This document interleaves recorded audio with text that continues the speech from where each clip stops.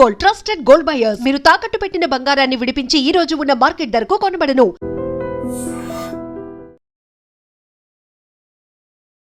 నమస్కారం, welcome to iDream media. నేను మీ సంగీత. సికింద్రాబాద్లోని regimental బజార్లో ఉన్న అమ్మవారి ఆలయంలో చోరీ జరిగింది. ఇది గోపాలంపురం పోలీస్ స్టేషన్ పరిధిలోకి రావడం జరుగుతుంది. ఆభరణాలు దొంగలించడంతో ఇమీడియట్గా కేసు అనేది ఫైల్ అయ్యింది.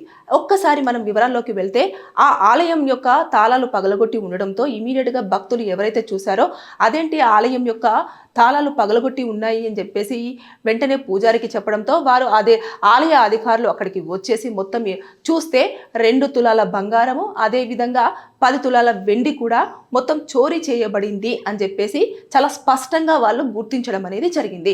అయితే ఇప్పుడు పోలీసులు కేసు ఫైల్ చేశారు కాబట్టి ఇప్పుడు టెంపుల్ దగ్గరికి ఎవరు వచ్చారు ఏంటి అనేది, ఏదైతే అమ్మవారి ఆలయం దగ్గర, రెజిమెంటల్ అమ్మవారి ఆలయం దగ్గర మొత్తం సీసీ కెమెరాలు అనేవి కూడా అంత పెద్ద స్థాయిలోనే ఉంటాయి అన్నట్టు. అక్కడ మొత్తం కూడా చుట్టుపక్కల ప్రాంతాలలో, అదేవిధంగా గోపాలపురం పోలీస్ స్టేషన్ కూడా రోడ్డుకు ఆనుకొనే ఉంటుంది కాబట్టి దాని లోపలికి వచ్చిన ఎవరైనా సరే, లేదంటే ఆ గల్లీలోకి ఎవరైనా వచ్చినా సరే ఖచ్చితంగా ఆ యొక్క కెమెరాలో రికార్డ్ అయ్యే అవకాశాలు ఉంటాయి. ఒకవేళ వారు కనుక మాస్కులు వేసుకొని వచ్చినప్పటికీ కూడా వారు ఏం చేస్తారంటే వారి యొక్క హైటు, పర్సనాలిటీ, దాంతోపాటు వారి యొక్క వాకింగ్ స్టైల్ ఇదంతా కూడా గుర్తుపట్టేసి వారి దాంట్లో అంటే పోలీసుల యొక్క రికార్డ్స్లలో ఎవరైనా ఇలా ఉన్నారా అనే దాన్ని మ్యాచ్ చేసి మరి అప్పుడు తెలుసుకోవడం జరుగుతుంది. ఇంకా అంతేకాకుండా ఏ ఏరియాలలో దొంగతనాలు జరుగుతాయో బేసిక్గా ఆ ఏరియాస్లలో పోలీసులకు చాలా వరకు తెలుస్తుంది అన్నట్టు. ఎలా తెలుస్తుంది అని అంటే, ఈ యొక్క దొంగ ఇక్కడ దొంగలించడం జరుగుతుంది, ఈ ఏరియాలలో వీళ్ళు మెయిన్గా దొంగలిస్తారు అని చెప్పేసి అనే సమాచారం వారికి ఉంటుంది. కాబట్టి ఈ నేపథ్యంలో వారికి ఖచ్చితంగా కూడా వారిని పట్టుకుంటారు. పట్టుకున్న వెంటనే ఎందుకు చేశారు, ఏం చేశారు, ఎలా చేశారు అని చెప్పేసి వారు పూర్తి స్థాయిలో తెలుసుకున్న తర్వాత ఎన్ని రోజుల పాటు మీరు ఇక్కడికి రావడం జరిగింది, అమ్మవారి ఆలయంలో మీరు ప్రవేశించడానికి తాళాలు ఎలా అంటే పగలగొట్టేటప్పుడు ఎవరు చూడలేదా, చూసినప్పుడు మీరు ఎలాంటి ఆయుధాలతో పగలగొట్టడం జరిగింది, ఇవన్నీ కూడా వారి ఎంక్వైరీలో తెలుసుకుంటారు. తెలుసుకున్న నేపథ్యంలో పోలీసులు ఏం చేస్తారు అంటే ఇమీడియట్గా ఏవైతే ఆ యొక్క ఆలయానికి సంబంధించిన ఆభరణాలు దొంగలించారు కదా, దేవాలయ అమ్మవారికి సంబంధించిన ఆ ఆభరణాలు వారు దాన్ని తీసుకొని తర్వాత దాన్ని కోర్టులో ప్రొడ్యూస్ చేసిన తర్వాత దాన్ని చూపించిన తర్వాత ఎవరైతే పూజారులు ఉంటారో పూజారులు నిజంగానే ఇది అమ్మవారికి సంబంధించిందే, ఇది ఇన్ని గ్రామ్స్ ఉంటుంది, దాని డిజైన్ ఇది అని చెప్పేసి వారు చూపించాలి. చూపించిన తర్వాత అప్పుడు దాని యొక్క ఏదైతే ఉంటుందో ఆ ఆభరణాన్ని ఖచ్చితంగా వారికి ఇవ్వడం జరుగుతుంది. ఇచ్చిన తర్వాత మళ్ళీ యథావిధిగా అమ్మవారికి చేరుకుంటాయి. కాకపోతే ఇలాంటివన్నీ ఈ మధ్యకాలంలో చాలా ఎక్కువ స్థాయిలో జరుగుతూ ఉన్నాయి. ఎంత నిఘా పెట్టినప్పటికీ కూడా దొంగలు ఆలయాల మీదనే ఎక్కువగా దృష్టి పెట్టడం జరుగుతుంది. ఇటు బంగారము, వెండితో పాటు నగదు కూడా, అంటే ఆ ఉండిలో ఉండే నగదు ఉంటుంది కదా, దాన్ని కూడా దొంగలించుకొని తీసుకువెళ్ళడం జరిగింది. కాబట్టి ఇక దేవాలయాలకే రక్షణ లేదు కాబట్టి ప్రజలకు ఏం రక్షణ ఉంటుందని చెప్పేసి మీరు ఆలోచించొద్దు. ఎందుకు అనంటే వారు భక్తుల రూపంలో రావచ్చు, లేదు అంటే అక్కడ కొన్ని రోజుల పాటు కూడా అక్కడికి వచ్చేసి నమ్మకంగా తిరుగుతూ ఉంటారు. తిరిగిన నేపథ్యంలో ఏమవుతుందంటే వీళ్ళు రోజు దేవాలయానికి వచ్చే వ్యక్తులే కాబట్టి భక్తి ఉంటుందేమో అని చెప్పేసి చుట్టుపక్కల వాళ్ళు కొంచెం నమ్మే ప్రయత్నం చేస్తారన్నట్టు. దాన్ని బేస్ చేసుకున్న తర్వాతనే అప్పుడు దొంగలించడానికి ప్రయత్నాలు అనేవి జరుగుతాయి.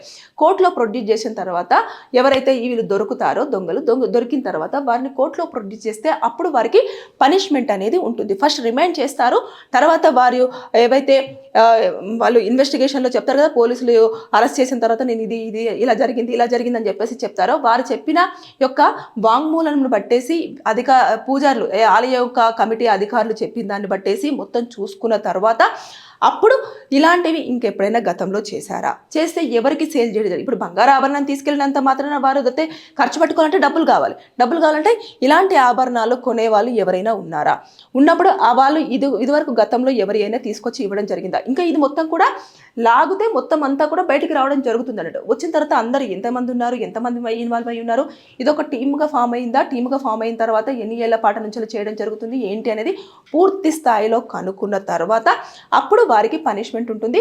ఉన్నా కూడా ఒక 3 సంవత్సరాల వరకు జైలు శిక్ష ఉంటుంది. దాంతోపాటు వారు ఫైన్ విధించే అవకాశాలు కూడా ఉండే ఛాన్స్ ఉంటుంది. లేని పక్షంలో ఏదైతే ఆభరణాలు ఉంటాయో అవన్నీ కూడా తీసుకొని ఆ నగదు ఏదైతే చోరీ చేశారో అవన్నీ కూడా కలెక్ట్ చేసేసుకొని మొత్తం పూర్తి స్థాయిలో వాళ్ళకి చూపించిన తర్వాత అది అమ్మవారికి సంబంధించిన ప్రాపర్టీ కాబట్టి అది ఆలయానికి ఇవ్వడానికి అన్ని రకాలుగా కూడా కోర్టు పర్మిషన్ తోటి ఇవ్వడం అనేది జరుగుతుంది.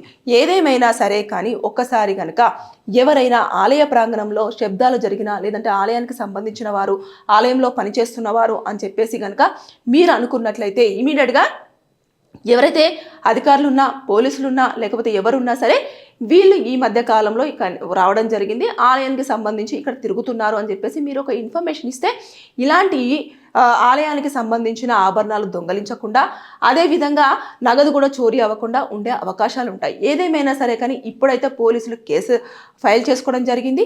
కానీ ఇప్పుడు ఆ నిందితులు ఎవరైతే ఉన్నారో వారి కోసం గాలింపులు అయితే జరుగుతున్నాయి, అతి త్వరలోనే పట్టుకుంటామని చెప్పేసి కూడా పోలీసులు చాలా క్లియర్గా చెప్పడం జరిగింది. ఎందుకంటే ఈ తరహా దొంగతనం చేసేవారు వారి లిస్టులో ఉంటారు. అంటే ఒక్కొక్క టైప్ ఆఫ్ స్టైల్లో దొంగతనం చేస్తారు. ఆ ఎవిడెన్సెస్ అన్నీ కూడా వాళ్ళ దగ్గర ఉంటాయి కాబట్టి దాన్ని బేస్ చేసుకొని అదే వేలో సెర్చ్ చేస్తారు. చేసిన తర్వాత వారిని పట్టుకోవడం అనేది జరుగుతుంది. పట్టుకున్న తర్వాత నేను చెప్పినట్టుగా కూడా పనిష్మెంట్ ఉండే అవకాశాలు ఉన్నాయి. ఏదేమైనా సరే కానీ రెజిమెంటల్ బజార్లోని అమ్మవారి ఆలయంలో ఇలా నగదు అమ్మవారి ఆభరణాలు దొంగలించడం అనేది నిజంగానే చాలా బాధాకరమైన విషయం. సరే, నిందితులు అయితే అతి త్వరలోనే పట్టుకొని ఖచ్చితంగా పనిష్మెంట్ ఇస్తామని చెప్పేసి పోలీసులు చెప్పారు కాబట్టి ఇంకా మనం వేసి చూడాల్సిందే. Thank you. నిజంగా ప్రస్తుతం ఉన్నటువంటి సమాజం దేనికి ప్రయారిటీ ఇస్తుంది? ఆర్థిక సంబంధాల చుట్టూ మాత్రమే తిరుగుతుంది. మళ్ళీ ఎన్నికలంగానే చాలా విరక్తి కలుగుతున్నాం. మంచి అనిపిస్తుంది కదా, లేడీస్ కూడా ఛాలెంజింగ్ జాబ్స్ చేసినప్పుడు చాలా బాగుంటది. ట్రాఫిక్ అసిస్టెంట్స్ గా నియమించిన ట్రాన్స్జెండర్స్ అందరితో సాల్యూట్ చేయించుకుంటున్నారు. ఫుడ్ డెలివరీ ఇవ్వటానికి వెళ్ళినటువంటి డెలివరీ బాయ్ అనిల్ పై కళ్ళ ముందు పెళ్ళండి